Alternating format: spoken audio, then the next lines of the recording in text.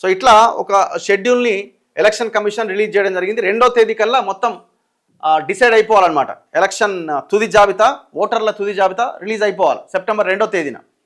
So ఇంత ఫాస్ట్గా election commission కూడా అడుగేస్తుందంటే local body elections September ending కల్లా నిర్వహించాలి అన్న ఆలోచన ఉన్నట్టు కనబడుతున్నది. ఇప్పటికే హైకోర్టు చాలా స్పష్టంగా చెప్పింది సెప్టెంబర్ 30th లోపల ఎలక్షన్స్ అన్ని కంప్లీట్ చేయాలని.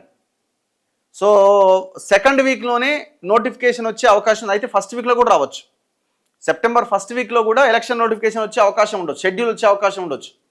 సో వీళ్ళు రాస్తున్నారు ఫస్ట్ వీక్లోనే వస్తుందని. బీసీ రిజర్వేషన్స్ని ఏం తేలుస్తారు, ఎట్లా తేలుస్తారు అన్నదే క్వశ్చన్ ఇక్కడ. అందుకే ఆగింది ఇన్ని రోజులు కూడా.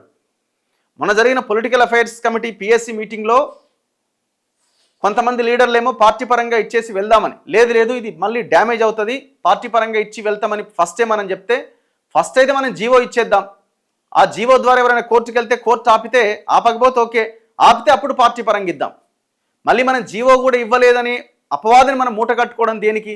ఫస్ట్ అయితే ఒక జీవో ఇచ్చేద్దామని ఒక నిర్ణయానికి వచ్చినట్టు కనబడుతున్నది.